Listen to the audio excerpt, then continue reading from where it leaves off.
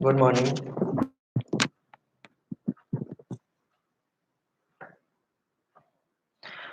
आज हम लोग देखने वाले हैं क्वेश्चन।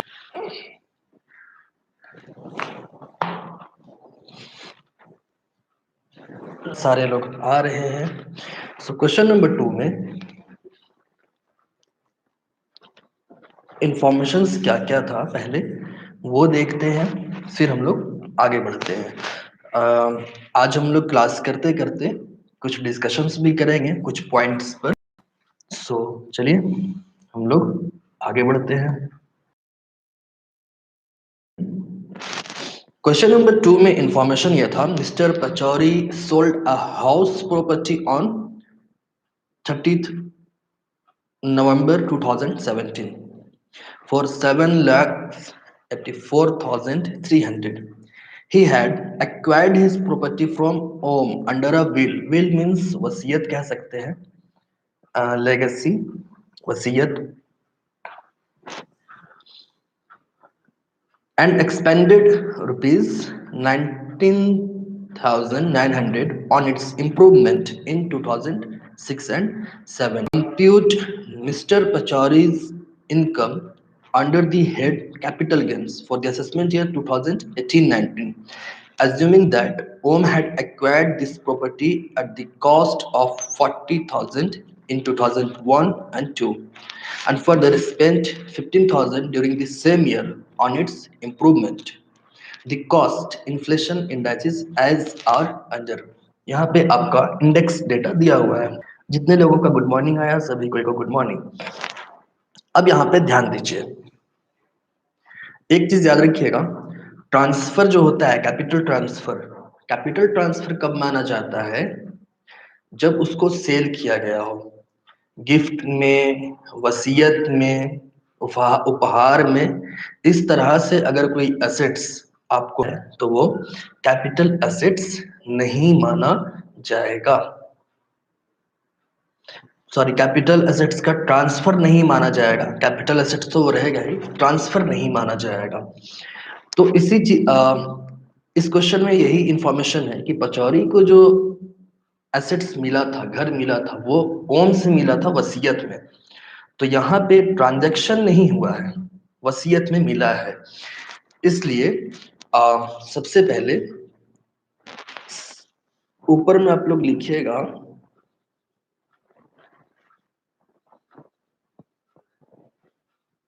कंप्यूटेशन ऑफ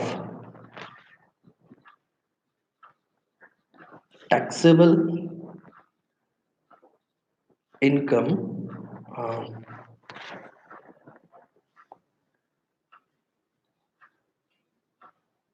फ्रॉम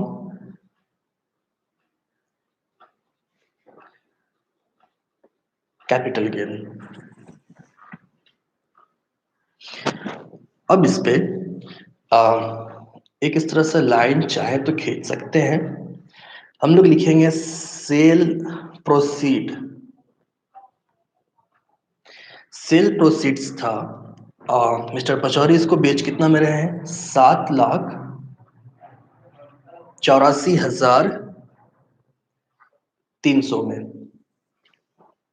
ठीक है, और इसमें कोई भी ट्रांसफर फी या सेलिंग एक्सपेंसेस नहीं है, इसलिए उसको नहीं घटाएंगे और हम लोग डायरेक्ट इस पे लेस करते हैं इंडेक्स कॉस्ट। तो सबसे पहले यहाँ पे ध्यान दीजिए कि इंडेक्स कॉस्ट ऑफ एक्विजिशन जो डाला जाएगा वो कितना डाला जाएगा। आप लोगों को हम बताएं कि वसीयत में या गिफ्ट में अगर कोई एसेट्स ट्रांसफर होता है तो वो सेल नहीं माना जाता है, इसलिए जो वसीयत कर रहा है वो कितना में लिया था वही कॉस्ट ऑफ एक्विजिशन होगा। यहाँ पे ओम उस घर को 40,000 रुपया में 2001 और 2 में लिया था। तो इंडेक्स कॉस्ट ऑफ एक्विजिशन ओम कितने में लिया था? 40,000 रुपया में। किस ईयर में लिया था? 2001-2 में। 2001-2 में लिया था तो उसका इंडेक्स है 100 और हम लोग कंप्यूट किस ईयर का कर रहे हैं? 2018-19 का। करंट ईयर का है 272। इसको सॉल्व कीजिए। 4 दूनी 8, ये हम लोगों का होगा 400, 8, 1,08,800। और इसी तरह से हम लोगों का जो ओम है वो कितना खर्च किए थे इसमें इम्प्रूवमेंट में? 15,000 रुपया, सेम ईयर में 2001-2 में ही। तो इसी में फिर हम लोग इंडेक्स कॉस्ट निकालेंगे। इंडेक्स कॉस्ट ऑफ, अच्छा ये एक्स है, हाँ इसको मल्टीप्लीकेशन नहीं समझना है। इम्प्रूवमेंट, कितना का इम्प्रूवमेंट किया गया? 15,000 का खर्च किया गया था। करंट ईयर का इंडेक्स है 272 और 2001-2 का था 100। तो यहाँ पे इसका इम्प्रूवमेंट का इंडेक्स कॉस्ट कितना बना?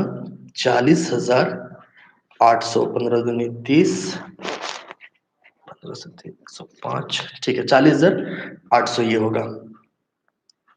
और इसके बाद एक और चीज, पचौरी के द्वारा कितना खर्च किया गया था? ये खर्च कर रहा था, क्वेश्चन में ही दिया हुआ है, 19,900 रुपया इंप्रूवमेंट में। Index cost of improvement by, ये इसका नाम लिख दिया जाए तो ज्यादा बेटर है पचौरी से। तो यहाँ पे इसका जो खर्च है वो है 19,900 का। किस ईयर में खर्च कर रहा था? ये खर्च कर रहा था 2006-7 में। क्वेश्चन में ही 2006-7 का जो टेबल दिया हुआ है वो है 122 इंडेक्स टेबल, और करंट ईयर का है 272। इसको सॉल्व करने पे कितना आएगा? ये 40,800, थैंक यू। और इसका कितना आएगा?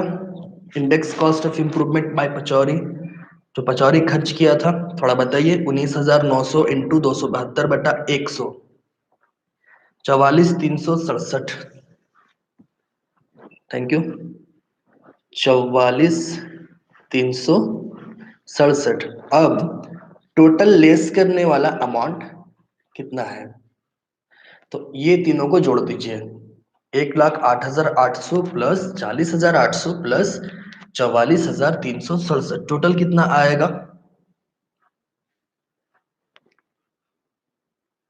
7, 6, 8, 8, 16, 3, 19 का 9, 8, 4, 12 और 1, 13 का 3, 8, 4, 12, 4, 16 और 1, 2, इसका 9 और ये 1,93,600 और 967। अब इतना को जब लेस किया जाएगा तो हम लोगों का लॉन्ग टर्म कैपिटल गेन घटाने पर कितना आएगा? लेस करने पर 10 से 7, 3, 9 से 6, 3, 3, 9 से 9, 3 से 3, 0, 9, 5,90,333। Thank you. आप लोग आंसर बताएं। 5,90,333। तो ये कैलकुलेशन कैसे हुआ, समझ में आ गया?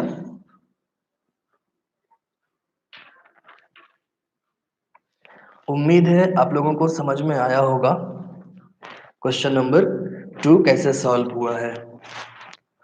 अब आगे बढ़ते हैं हम लोग।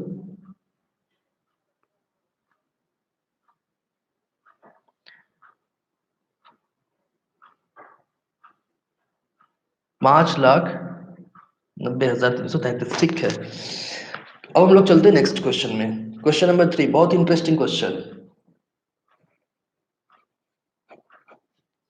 Question number 3।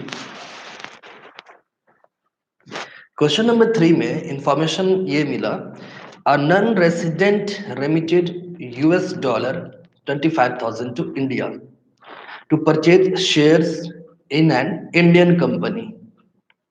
The shares were sold for 11,27,000.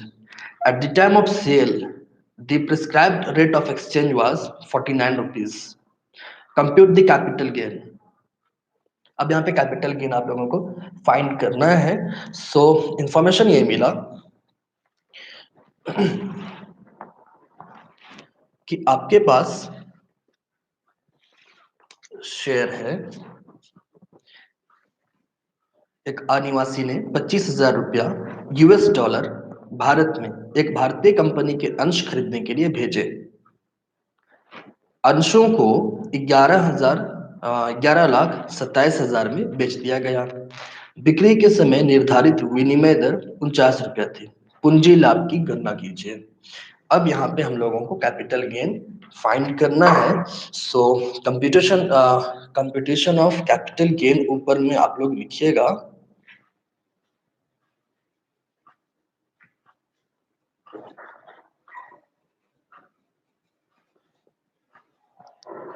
Computation of capital gain, normally यहाँ पे आप लिखिए सेल्स कंसिडरेशन,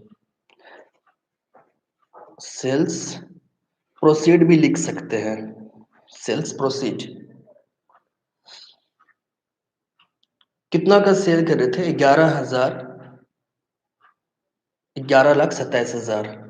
अब देखिए 11,27,000 रुपया में सेल कर रहे थे और इसका उस टाइम $1 का रेट कितना था? 49 रुपया।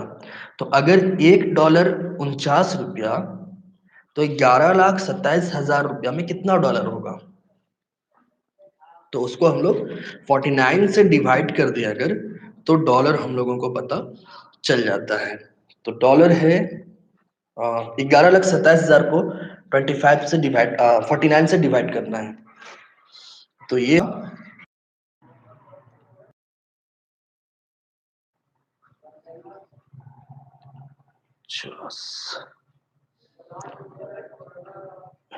23,000, ठीक है 23,000। अब परचेजिंग प्राइस क्या था? ये हम लोगों को ये डॉलर का साइन हम यहाँ पे छोटा सा डाल देते हैं, ये डॉलर में है। लेस परचेज प्राइस, वो जो नॉन रेसिडेंट्स था, अनिवासी था एक, वो परचेज करने के लिए कितना डॉलर भेजा था बाहर से? $, 25,000।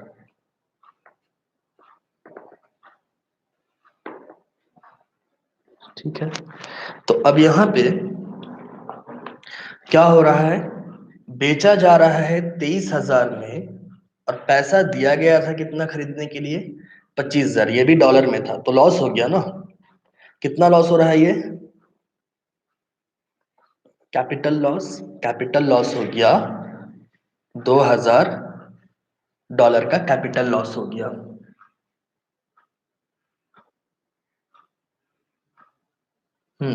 अगर रुपीज में अगर देखा जाए तो रुपया में कितना लॉस हुआ, तो क्या करेंगे? डॉलर को हम लोग 49 से इनटू कर देंगे, तो 98,000 ये हम लोगों का रुपीज में लॉस होगा। 98,000 लॉस, सही है। डॉलर में $2,000 और रुपीज में 98,000 रुपीज। क्लियर है? कन्वर्ट करने का जो तरीका था वो जान गए हैं, कैसे कन्वर्ट करना है। ये ऑब्जेक्टिव में आएगा, लॉन्ग क्वेश्चन में ये नहीं आता है। अगर आना हुआ तो इस टाइप का क्वेश्चन ऑब्जेक्टिव में, या फिर अगर 5 मार्क्स का क्वेश्चन होगा जो आप लोगों का आता है 5 मार्क्स का, वहां पे ये क्वेश्चन को डाल सकता है 5 मार्क्स के लिए। ये 15 मार्क्स का क्वेश्चन नहीं है, 15 मार्क्स में ये मारवाड़ी में या रांची यूनिवर्सिटी में ये नहीं आएगा, 5 मार्क्स में आ सकता है।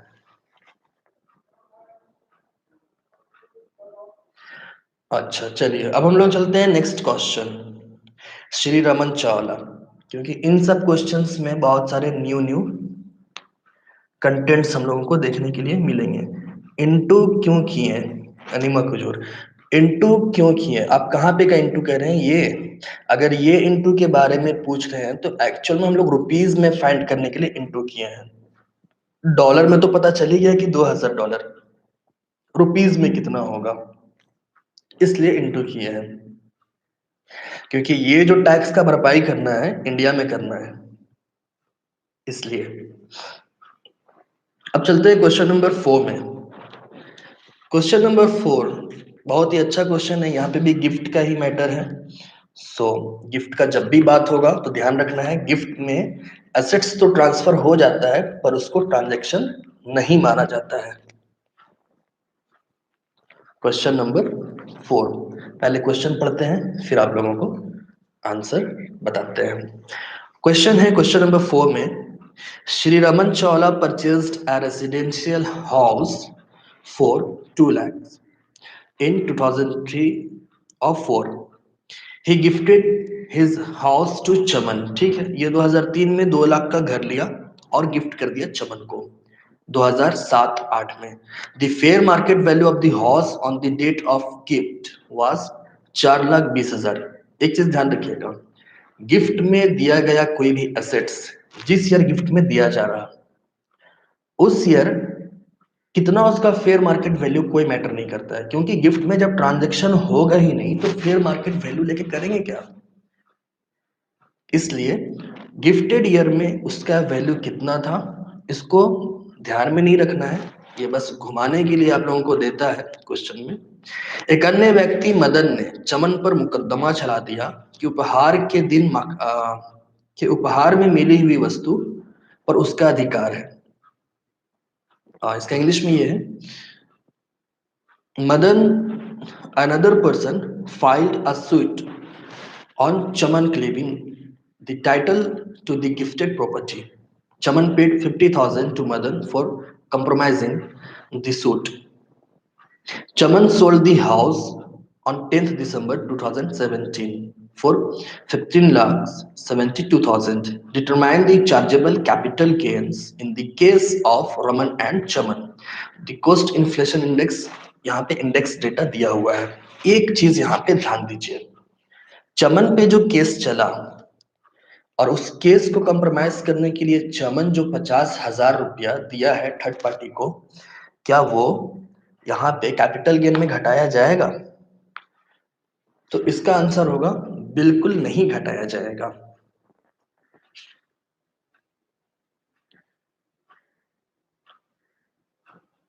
क्योंकि वो उसका पर्सनल मैटर था, एसेट से रिलेटेड नहीं था। तो हम लोग यहाँ पे लिखते हैं कंप्यूटेशन ऑफ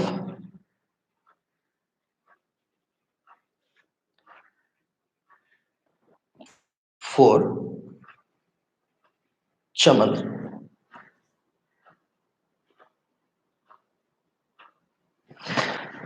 ओके, अब देखिए इधर हम लोग एक लाइन खींचते हैं और सबसे पहले यहाँ पे देखते हैं कि चमन उसको सेल कितना में कर रहे हैं। तो सेल्स प्रोसीड या सेल्स कंसिडरेशन जो हो, सेल्स प्रोसीड, चमन इसको सेल कर रहा है 15,72,000, ठीक है, 15,72,000। अब इस पे जो लेस किया जाएगा, कंप्रोमाइज करने के लिए जो 50,000 रुपया दिया गया वो लेस नहीं होगा, सिर्फ हम लोगों को अगर एक्विजिशन का कोई अमाउंट है तो चल, और इम्प्रूवमेंट का कोई अमाउंट है तो इम्प्रूवमेंट लेस होगा। हाँ, अगर यहाँ पे जमीन बेच पर दलाली दिया हुआ होता, ट्रांसफर फीस होता तो वो सब लेस कर लेते, बट यहाँ पे है नहीं। तो नॉर्मली हम लोग index cost of acquisition, index cost of acquisition हम लोग करेंगे। यहाँ पे देखिए चमन को उपहार में मिला है, गिफ्ट में मिला है, इसलिए रमन कितना में लिया था ये मैटर करेगा। तो रमन कितने में लिया था घर को? रमन लिया था 2 लाख रुपया में। कौन से डेट में लिया था? 2003-4 में लिया था। ठीक है, करंट ईयर का तो हम लोग जानते हैं कि 272 होगा, न्यू बुक में कुछ और है। और 2003-4 का जो इंडेक्स वैल्यू था 100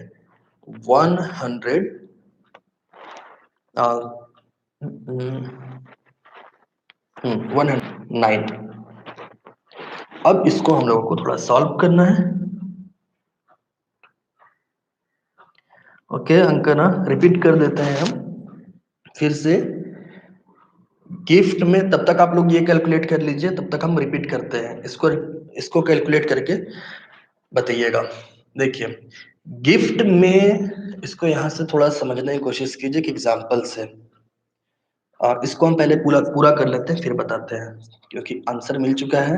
कोई किए हैं सत्य प्रकाश 483 और लेस करने पर आंसर होगा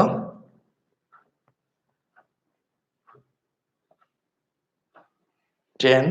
कैलकुलेटर मेरे पास भी है, यूज कर लेते हैं। 72917 ये है टैक्सेबल LTCG।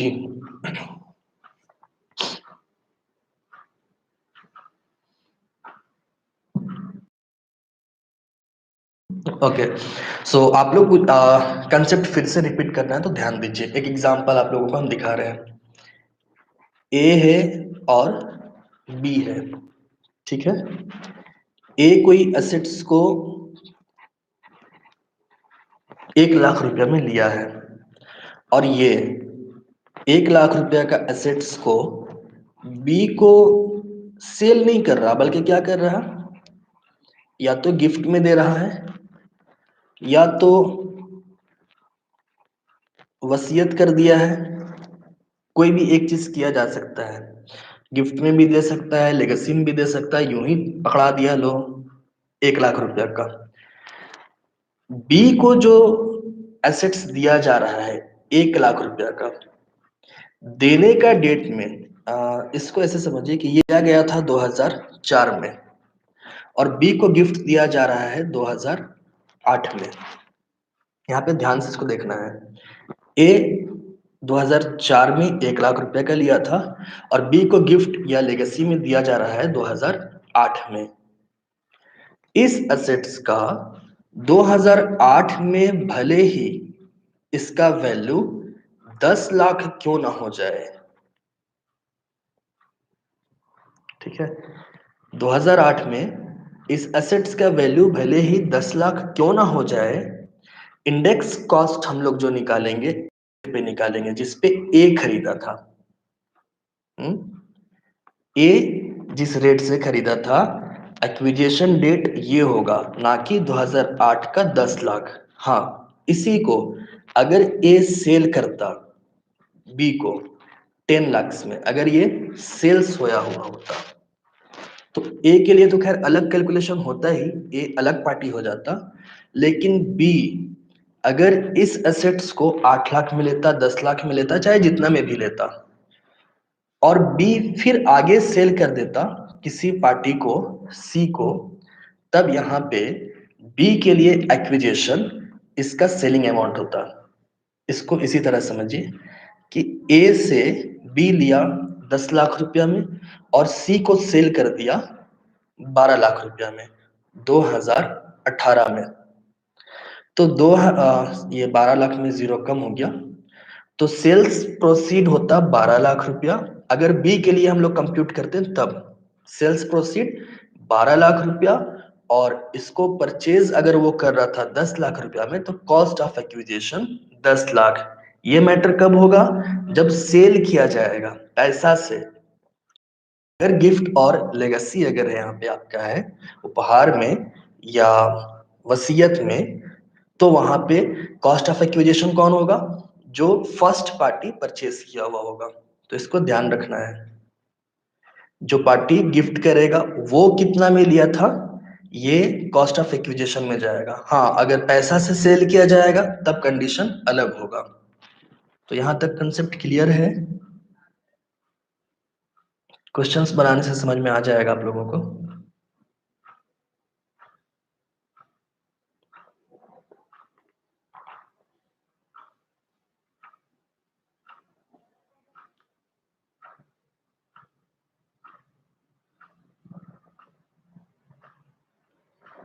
एक बार में हो सकता है समझ में ना आए,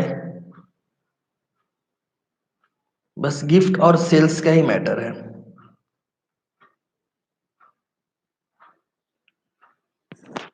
ओके, आगे बढ़ते हैं हम लोग फिर नेक्स्ट क्वेश्चन में। अभी नेक्स्ट क्वेश्चन भी इसी तरह से आने वाला है।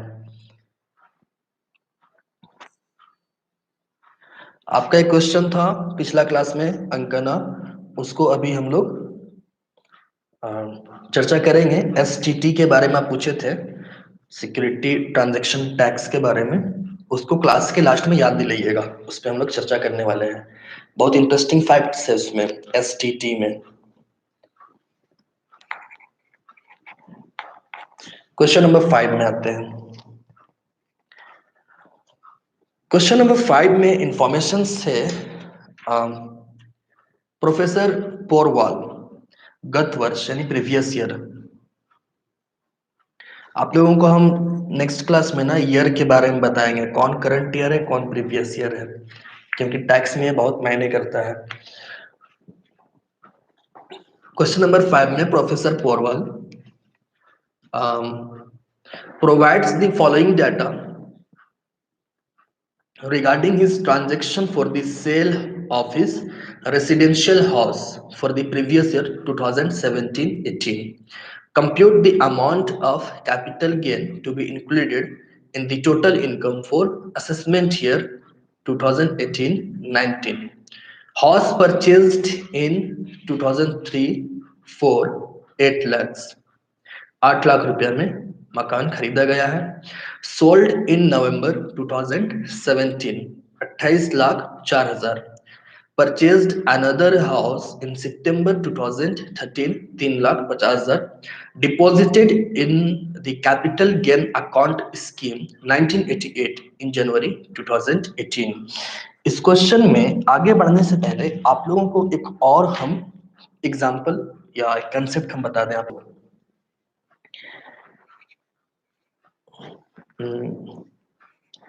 सेल्स ईयर, अगर कोई एसेट्स को, इसको ऐसे समझते हैं, सेल्स ईयर 2020, अगर कोई एसेट्स को आप सेल करते हैं तो ठीक इससे एक साल पहले, एक साल पहले का मतलब क्या, 2019, बिफोर 1 ईयर, बिफोर 1 ईयर। ये बिफोर हम पूरा नहीं लिखे, बी का पावर 4 लिखे हैं, हाँ, बिफोर 1 ईयर। और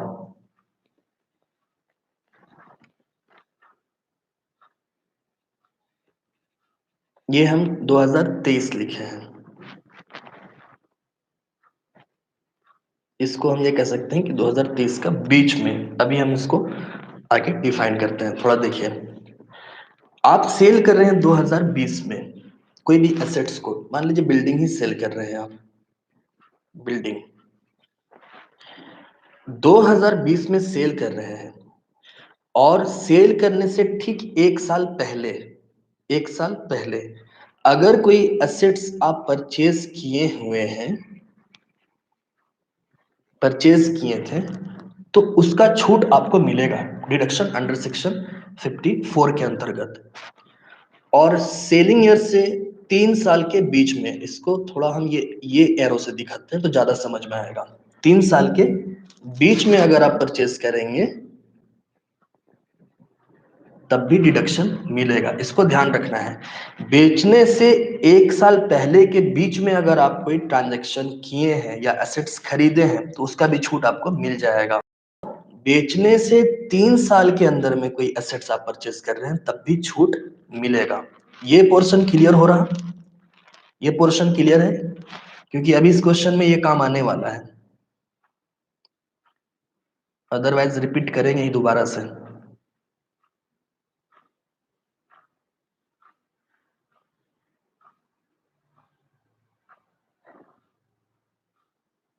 ओके, क्लियर है।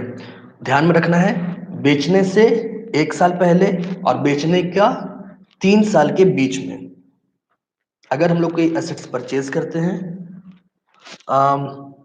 2 ईयर एक्चुअल में यही है, हम क्या बोले, 3 साल का बीच हम कह रहे हैं, 3 साल के बाद में नहीं जाना है।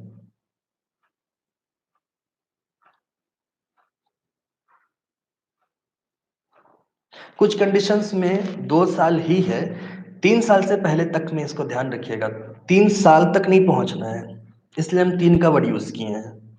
और जनरली कोई भी होता है वो 2 साल के अंदर ही काम हो जाता है। रिपीट हम कर देते हैं, सेलिंग ईयर से 1 साल पहले, सेलिंग ईयर से 1 साल पहले के बीच में अगर आप कोई परचेज किए हो एसेट्स, तो उसका छूट आपको मिलेगा, डिडक्शंस मिलता है। अभी क्वेश्चन बनाएंगे तब ये ज्यादा क्लियर होगा। डिडक्शन मिलेगा, या सेलिंग ईयर से 3 साल के अंदर, इसमें एक पॉइंट आया 2 साल, वो भी सही है 2 साल, हम 3 साल इसलिए किए हैं क्योंकि कुछ केसेस में 3 साल पहुंच जाता है, तो कंफ्यूजन ना हो इसलिए हम डायरेक्ट 3 किए हुए हैं। बेचने से 3 साल के अंदर में अगर कोई आप एसेट्स परचेज किए हैं तब भी छूट मिलेगा। बेचने से पहले 1 साल और बेचने के बाद 3 साल मैक्सिमम, उससे आगे नहीं जाता है। अब देखिए, कुछ क्वेश्चंस आ रहे हैं कहाँ छूट मिलता है और क्यों। अभी जब क्वेश्चन बनाएंगे तब ज्यादा क्लियर होगा, एक एग्जांपल के साथ क्वेश्चन जब बनाएंगे, तो ऐसे में क्लियर नहीं होगा। एक नाम और आएगा अभी आप लोगों का, capital gain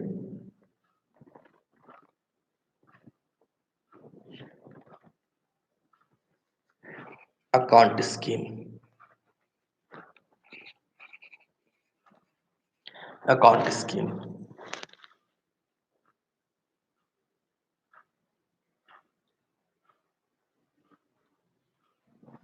yes, capital gain account scheme ये क्या है, 1988। देखिए कभी कभी क्या होता है, कैपिटल गेन अकाउंट स्कीम क्या है, 1988। इसमें आप कोई एसेट्स को अगर सेल किए और आप उसको उससे जो गेन हुआ है उससे आप कोई जमीन नहीं लेना चाहते, कोई एसेट्स नहीं लेना चाहते हैं, तो क्या करते हैं, capital gain account scheme 1988 government के द्वारा निर्धारित कोई भी फंड में या अकाउंट्स में आप जमा अगर कर देते हैं, तो इस स्कीम के तहत आपको डिडक्शन मिल जाता है। इसके बारे में काफी लिटरेचर्स पीछे है बुक में, उस पर अगर हम लोग चर्चा करेगा पॉइंट्स पे तो कैपिटल गेन हम लोगों का खत्म नहीं होगा, 10-12 दिन इसी में लग जाएगा। इसलिए जो इम्पोर्टेंट चीज था उसी को हम लोग टच करते हुए आगे बढ़ रहे हैं।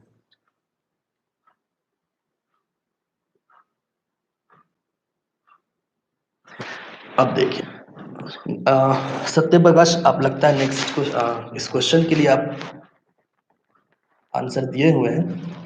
अब क्वेश्चन पे आते हैं तो ये ज्यादा क्लियर होगा कंसेप्ट इसका। देखिए question number 5,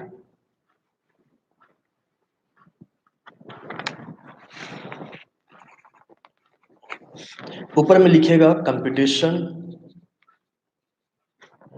competition of taxable capital gain, या सिर्फ capital gain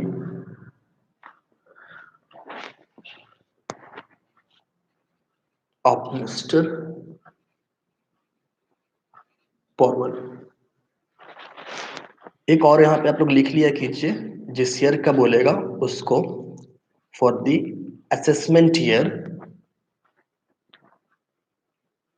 2018-19। Sales proceed, sales proceed है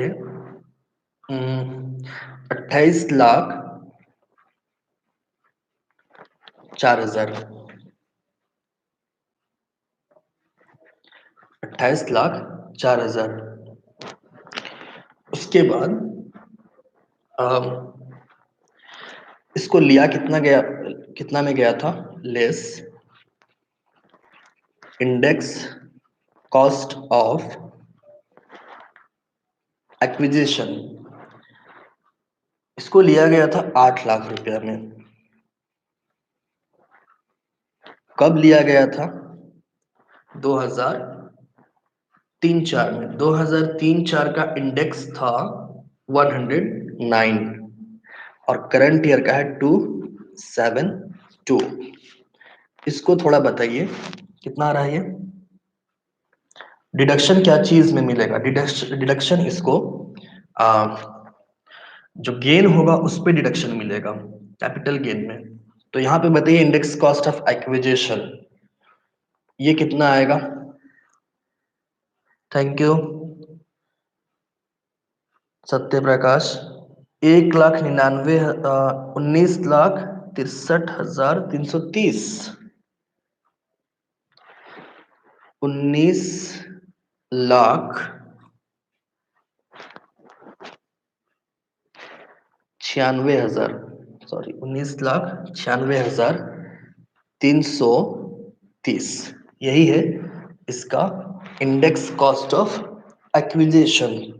तो घटाने पर, लेस करने पे इसका लॉन्ग टर्म कितना आया? लॉन्ग टर्म कैपिटल गेन हो रहा है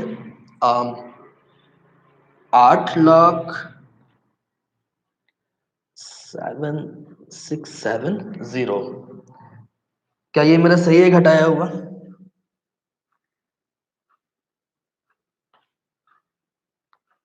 उम्मीद है सही होगा।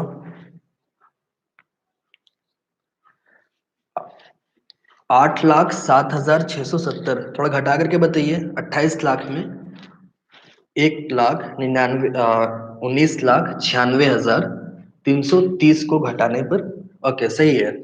अब देखिए इस पे क्या एक और होगा, लेस क्या घटेगा? डिडक्शन अंडर सेक्शन 54, 54 से 54 जी बी तक था, तो हम लोगों को बस 54 लिख करके छोड़ दीजिएगा, गलत नहीं होगा। Thank you Sonakshi Satyaprakash. Deduction under section 54 यहाँ पे अब ध्यान दीजिए, जो घर सितंबर 2013 में लिया जा रहा था, सितंबर 2013 में कितने का था? 3,50,000। क्या उसका डिडक्शन इसको यहाँ पे मिलेगा? आप लोग बताइए क्या डिडक्शन मिलेगा?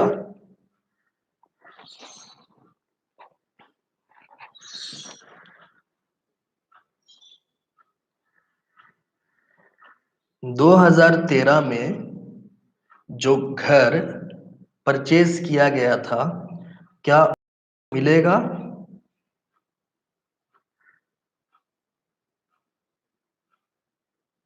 हम घर के बारे में पूछ रहे हैं। अनिमा आपका कंसेप्ट लगता है क्लियर नहीं हुआ है। घर पे डिडक्शन नहीं मिलेगा क्योंकि वो 2013 में लिया गया है। आप कौन सा असेसमेंट ईयर में चल रहे हैं? 18-19 में। बेचा कब गया घर को? नवंबर 2017 में। तो 17 से 2003 समझ रहे हैं, कई साल, 14 साल पहले चले गए।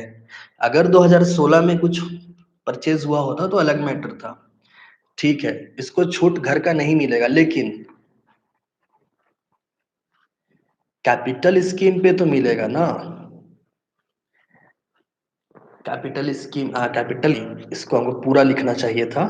कैपिटल गेन स्कीम हम लिख रहे हैं, पूरा वर्ड्स नहीं लिख रहे हैं। Deposited into capital gain scheme, बस हम कैपिटल गेन स्कीम 1988 कितना इन्वेस्ट किए थे वहां पे? डिपॉजिट किए थे 8 लाख रुपया। 8 लाख रुपया आप डिपॉजिट कर दिए थे। अब यहाँ पे ध्यान दीजिए, आपका लॉन्ग टर्म कैपिटल गेन कितना हुआ? 8,07,670। 8,07,670 में आप कैपिटल गेन स्कीम में कितना डिपॉजिट किए? 8 लाख रुपया। तो अब आपका टैक्सेबल इनकम कितना होगा?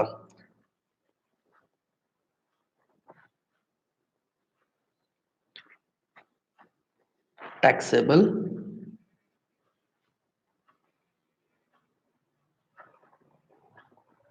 कैपिटल गेन 7,670, यानी कि अब जो आपको टैक्स देना है वो कितने पैसे पे देना है? 7,06,70 रुपया में टैक्स देना है। भले ही आप कमाए थे 8,07,670 रुपया, और आप उसमें से क्या किए? कैपिटल गेन स्कीम में डिपॉजिट कर दिए 8 लाख रुपया। तो टैक्सेबल कैपिटल गेन कितना होगा? 7 लाख, सॉरी 7,670 रुपया। अब यहाँ पे ध्यान दीजिए, बहुत अच्छा क्वेश्चन। अगर कैपिटल गेन 10 लाख होता तो कितना डिडक्शन होता, मिलता? ये बहुत अच्छा क्वेश्चन है। देखिए, अगर कैपिटल गेन स्कीम में आप 10 लाख रुपए डिपॉजिट कर देते ना, तो आपको मैक्सिमम छूट 8,07,670 का ही मिलता। ठीक है, जितना आपका लॉन्ग टर्म कैपिटल गेन होगा, अगर इससे ज्यादा आप कहीं पे डिपॉजिट करते हैं, अगर इस अमाउंट से ज्यादा डिपॉजिट करते, तो मैक्सिमम आपको इस कैपिटल गेन तक ही डिडक्शन मिलता, उससे आगे डिडक्शन नहीं मिलता। अगर ये कैपिटल गेन स्कीम हम लोगों का 10 लाख का होता ना, तो यहाँ पे हम लोग मैक्सिमम जो छूट देते हैं डिडक्शन 8,07,670 का देते हैं, और टैक्सेबल कैपिटल गेन नील हो जाता, यानी कोई पैसा में आप लोगों को टैक्स लगेगा ही नहीं, इस पे फिर टैक्स नहीं लगता।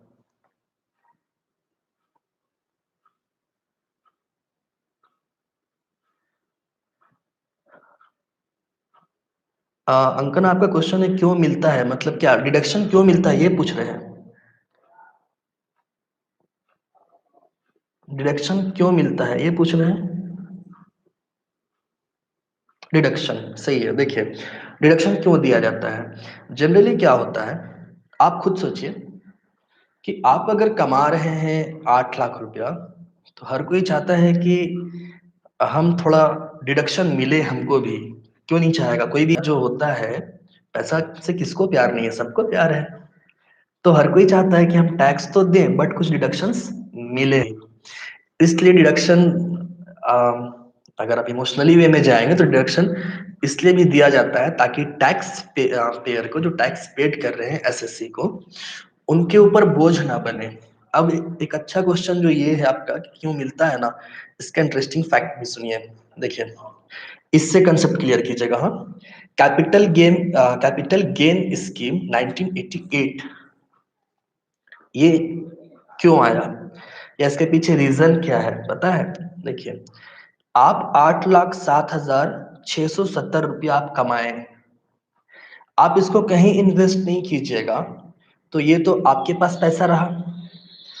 आपके पास अगर पैसा रहेगा तो उससे गवर्नमेंट को फायदा नहीं है। कोई भी गवर्नमेंट का जो गवर्नमेंट सर्कुलेट होता है उसको पैसा चाहिए ना, और उसका सबसे बड़ा सोर्स होता है टैक्स। ये 8,07,670 रुपये पे चलिए, आप टैक्स अगर दे भी देते हैं तो बहुत ज्यादा अमाउंट नहीं दीजिएगा, कुछ परसेंट से दीजिएगा। कैपिटल गेन स्कीम में आप क्या किए कि 8 लाख रुपए कहीं पे डिपॉजिट कर दिए, मान लीजिए कि बैंक में ही डिपॉजिट किए हैं आप, तो बैंक अगर इस 8 लाख रुपया आप तो डिपॉजिट कर दिए हैं, आपको डिडक्शंस मिल गया, और बैंक में जैसे ही ये पैसा गया, ये पैसा को बैंक क्या करेगा? लोन ग्रांट कर देगा, किसी न किसी को लोन दे ही देगा। उससे बैंक का भी फायदा हो रहा है, आपको भी फायदा हो रहा है, सरकार को भी फायदा हो रहा है, और देश को भी फायदा हो रहा है। एक्चुअल में डिडक्शंस जो मिलते हैं उसके पीछे रीजन यही होता है कि पैसा डिडक्शन होने के बाद भी यूज होता है। जो डिडक्शन आपको मिला, आप ठीक है कुछ परसेंट पे आप टैक्स दे रहे हैं, बट जितना डिडक्शंस आपको मिला है ना कहीं जरूर यूज हो रहा है, कहीं ना कहीं यूज होता है। ये कैपिटल गेन स्कीम 1988 जो आया था, इसलिए बना था ताकि आप जो long term capital gain cover कर रहे हैं, पैसा कमा रहे हैं, उसको आप 3 साल के अंदर या 2 साल के अंदर आप कहीं पे भी डिपॉजिट कर दीजिए, तो उतना का डिडक्शन आपको मिल जाएगा। लेकिन यहाँ पे ये मत सोचिएगा कि डिडक्शन आपको मिल गया तो किसी को फायदा नहीं होगा, ऐसा नहीं है। इन डिडक्शंस पे भी गवर्नमेंट को फायदा है। और पीछे कुछ इसका थ्योरेटिकल पार्ट भी है। आप लोगों के पास अगर बुक हो तो थोड़ा पढ़िएगा, उसमें काफी अच्छा से डिफाइन किया हुआ है। अब आप लोग समझ जाइएगा, खुद से भी पढ़िएगा तो, क्योंकि आप लोगों का गाड़ी स्टार्ट हो चुका है। अब बस आप लोगों को एक्सीलेटर लेना है और आगे बढ़ना है।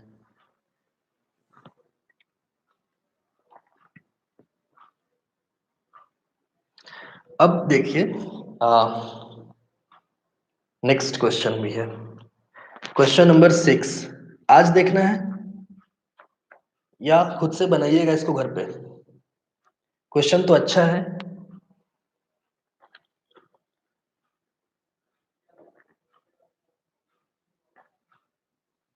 गुड।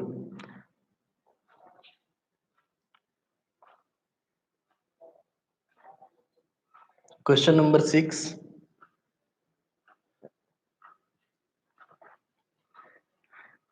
ऐसे अगर आप लोग इसको घर पे बनाते तो बहुत ज्यादा अच्छा होता। खुद ट्राई कीजिएगा, उस पे हम कुछ आप लोगों को हिंट्स कर देते हैं, ठीक है? क्वेश्चन नंबर 6 पे आप लोगों को हम हिंट्स कर देते हैं। हिंट्स देखिए क्या है।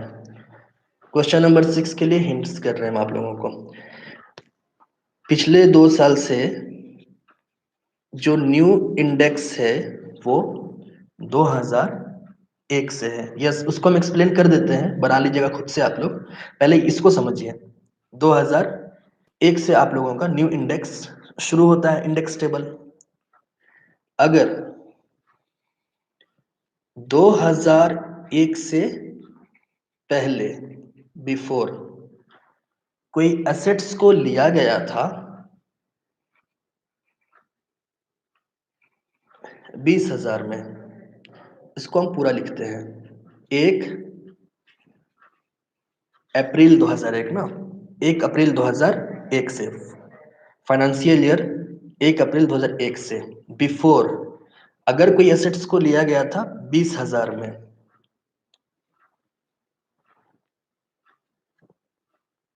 और 1 अप्रैल 2001 को ही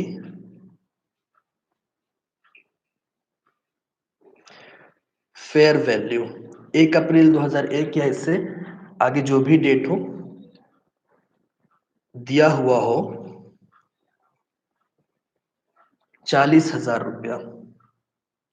तो यहां पे ध्यान दीजिए, परचेज एग्जाम्पल में डाल ही देते हैं। ये 1995 को एक असेट्स लिया गया था 20,000 में, और 1 अप्रैल 2001 को उसका फेयर वैल्यू 40,000 रुपया है। तो कॉस्ट ऑफ एक्विजिशन यहां से हम लोग कैलकुलेट नहीं करेंगे। कॉस्ट ऑफ एक्विजिशन में अमाउंट कौन सा लेना है? फेयर वैल्यू को लेना है। इसको ऐसे समझिए कि 2001 से पहले जितना का भी एसेट्स लिया गया था, और उस पे चाहे जितना भी खर्च किया गया हो इंप्रूवमेंट में, अगर 1 अप्रैल 2001 का उसका फेयर वैल्यू दिया हुआ है, तो कॉस्ट ऑफ एक्विजिशन ये माना जाएगा। मतलब माना जाएगा कि 40,000 में इसको लिया गया था, ना कि 20,000 में। कंसेप्ट क्लियर है? 2001 से पहले जितना का लिया गया था उससे कोई लेना देना नहीं रहेगा। 1 अप्रैल 2001 को अगर फेयर वैल्यू दिया हुआ है, तो उसी को माना जाएगा कि उस एसेट्स को इस रेट में लिया गया था। ये कंसेप्ट क्लियर है? क्वेश्चन नेक्स्ट वाला ऐसा ही है, इसलिए ओके, ठीक है। सो हम लोग अब क्वेश्चन को हम पढ़ते हैं, आप लोगों को बताते हैं क्या क्या करना है, आप लोग बनाइएगा। क्वेश्चन में ये था, हिंदी में ही हम इसको पढ़ते हैं क्योंकि समझाना ज्यादा आसान होगा।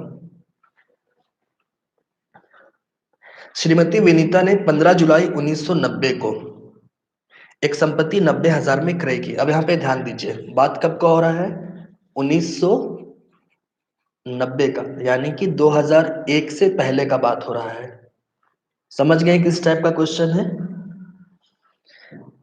कितना मिली? 90,000 रुपया में, ठीक है, 90,000 रुपया मिली, और उसमें वृद्धि और सुधार पर निम्नलिखित व्यय किए। 1995-96 में एक नई इमारत जोड़ी 1 लाख रुपया का। कब? 1995 और 96, ये भी कब का बात हो रहा है? 1 अप्रैल 2001 से पहले का।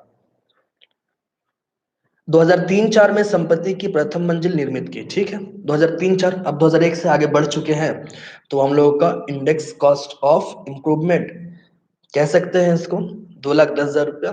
और 2006-07 में संपत्ति में विभिन्न वृद्धि और परिवर्तन हुए, यानी कि और उसमें आप जोड़े हैं, कंस्ट्रक्ट किए हैं 2,50,000 रुपया इन्वेस्ट करके। ये भी 2001 से बाद का बात हो रहा है।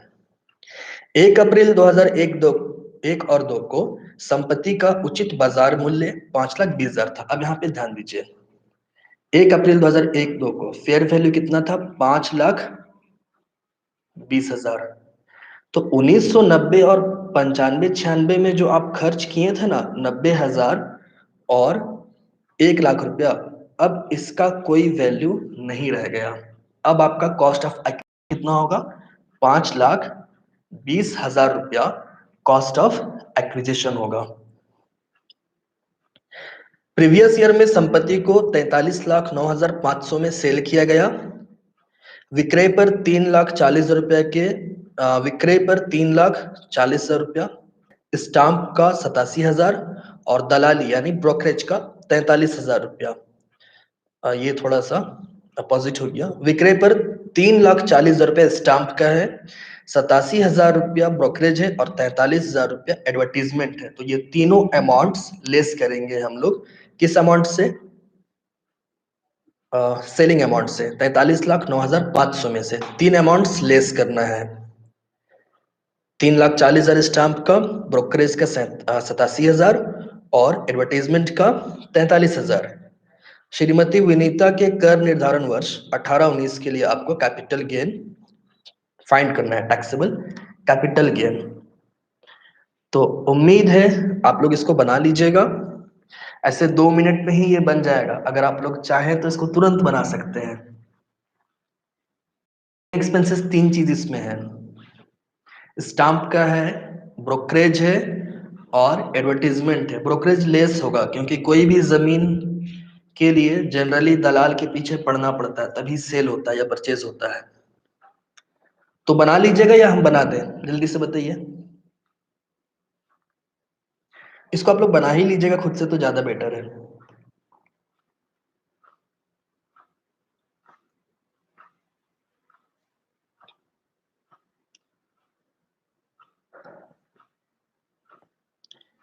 चलिए हम स्पीड में थोड़ा, बनाने का तो मूड था मेरा भी, बट नहीं बनाएंगे, आप लोग बना लीजिए। ओके, बना लीजिएगा, बना लीजिएगा, हम नहीं बताने वाले हैं अभी। एक क्वेश्चन आया था, अब यहाँ पे थोड़ा स्क्रीन पे ध्यान दीजिए। सत्य प्रकाश, ये सब सारा एक्सपेंसेस है क्या सर? यस सत्य प्रकाश, ये सारा एक्सपेंसेस है, ब्रोकरेज, एडवर्टाइजमेंट और स्टाम्प ड्यूटी। रजिस्ट्री कराते हैं ना, कोई भी जमीन को रजिस्ट्री के लिए लेके जाते हैं, रजिस्ट्री में खर्च होता है, वही स्टाम्प ड्यूटी है। एक क्वेश्चन पिछला क्लास में आया था, STT, इसका फुल फॉर्म होता है सिक्योरिटी ट्रांजैक्शन टैक्स, ठीक है, STT सिक्योरिटी ट्रांजैक्शन टैक्स। इसमें क्वेश्चन ये था कि सिक्योरिटी ट्रांजैक्शन टैक्स का डिडक्शन मिलेगा या नहीं। अगर कोई अमाउंट को सिक्योरिटी ट्रांजैक्शन टैक्स के लिए यूज किया जाता हो, या किसी अमाउंट से आप सिक्योरिटी ट्रांजैक्शन टैक्स देते हैं, तो इस पे डिडक्शन मिलेगा या नहीं मिलेगा। तो इस पे दो कंडीशंस है। सबसे पहले इसको ये देखना होगा आपको कि ये किस हेड में आप दिखा रहे हैं। अगर इसको आप income from business and profession में शो करेंगे तो इस पे डिडक्शन मिलेगा। सेक्शन 36 के अंडर में, ठीक है, income from business and profession में। क्योंकि सिक्योरिटी ट्रांजैक्शन टैक्स जो है वो जनरली कौन पेड करता है, स्टॉक ब्रोकर्स पेड करते हैं। तो स्टॉक ब्रोकर्स का जो टैक्स कैलकुलेशन होता है वो income from business and profession में होता है। तो इसको अगर उस हेड में आप शो करते हैं तो इसका डिडक्शन मिलेगा। कैपिटल गेन में इसका डिडक्शन नहीं मिलता है। इसके बारे में भी अगर आप लोगों के पास एसबीपीडी का बुक है तो पेज नंबर 379 में पॉइंट नंबर 24 में दिया हुआ है सिक्योरिटी ट्रांजैक्शन टैक्स के बारे में। क्लियर है? सिक्योरिटी ट्रांजैक्शन टैक्स क्या है, डिडक्शन इस पे मिलेगा। समझ में तो आ रहा है कि कोई भी सिक्योरिटी को ट्रांजैक्शन किया जाता है तो उस पे टैक्स लगता है। कैपिटल गेन में डिडक्शन नहीं मिलेगा। इनकम फ्रॉम बिजनेस और हेड का income from business and profession के हेड में अगर इसको आप कैलकुलेट कर रहे हैं तो वहां पे डिडक्शन मिलेगा। तो आज के लिए इतना ही, और कोई क्वेश्चंस हो तो इसी वीडियो के नीचे में ही कमेंट में कर दीजिएगा। हाँ, तो उसका आंसर हम लोग नेक्स्ट क्लास में फिर करेंगे। और आज 3 बजे फाइनेंशियल मैनेजमेंट का भी क्लास है, उस पे भी रहना है आप लोगों को, जिनका फाइनेंशियल मैनेजमेंट है सेमेस्टर 6 वुमेन्स कॉलेज, और भी हैं सेमेस्टर 3 का नहीं।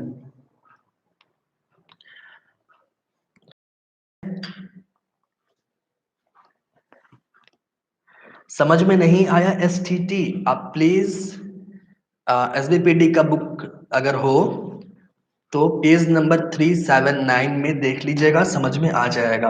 अगर सिक्योरिटी ट्रांजैक्शन टैक्स को income from business and profession head में आप कैलकुलेट कर रहे हैं तो डिडक्शन मिलेगा, कैपिटल गेन में डिडक्शन नहीं मिलेगा। फिर 3 बजे मिलते हैं सेमेस्टर 6 एफएम के साथ।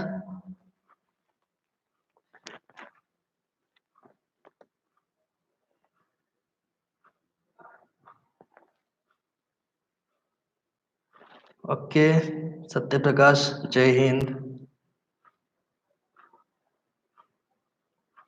अच्छा, डिडक्शन क्यों नहीं मिलता ये क्वेश्चन था आपका। देखिए, अच्छा क्वेश्चन है कि डिडक्शन क्यों नहीं मिलता है, सही है। कैपिटल गेन में जनरली इसलिए नहीं मिलता है, अगर कैपिटल गेन में कैलकुलेट कर रहे हैं तो एक जमींदार है, अगर वो जमीन बेचने वाला काम कर रहा है और वो साइड में शेयर्स भी खरीद बिक्री कर रहा है और वो अपना ट्रांजैक्शन दिखाता है, या अपना वो इनकम जो है वो कैलकुलेट करता है कैपिटल गेन के हेड में, तो वहां पर डिडक्शन नहीं मिलेगा। ठीक है, क्योंकि उसका मेन जो वर्क है, मेन जो उसका टैक्स कैलकुलेशन हो रहा है वो कहाँ पे हो रहा है, कैपिटल गेन पे हो रहा है। और उसका प्रोफेशन नहीं है स्टॉक ब्रोकिंग करना। स्टॉक ब्रोकर्स जो होते हैं उनका जो टैक्स कैलकुलेशन होता है वो बिजनेस एंड प्रोफेशन के हेड में मिलेगा। तो इसके लिए थोड़ा सा अगर एसबीपीडी का बुक हो या कोई भी बुक हो तो income from business and profession, इसको इस चैप्टर में खोल लीजिएगा। इसमें सेक्शन 36 में काफी पॉइंट्स हैं, उसमें पॉइंट नंबर 26 में ये साफ साफ दिया हुआ है। एक बार आप उसको पढ़िए, वो क्लियर हो जाएगा। टैक्स का क्लास अब नेक्स्ट है हम लोगों का मंडे को। आज आप लोगों को रूटीन दे दिया जाएगा, सॉरी ट्यूसडे को है। तो ठीक है, नेक्स्ट क्लास में मिलते हैं हम लोग 3 बजे। ओके अंकना, ग्रुप में हम उस पिक को सेंड कर देते हैं। सेम 3 का सिर्फ मॉर्निंग में 9 बजे है आज, जो सेम 6 में है उनका 3 बजे भी है दोपहर में। ओके ठीक है, शाम में मिलते हैं, ग्रुप में हम सेंड कर देते हैं वो।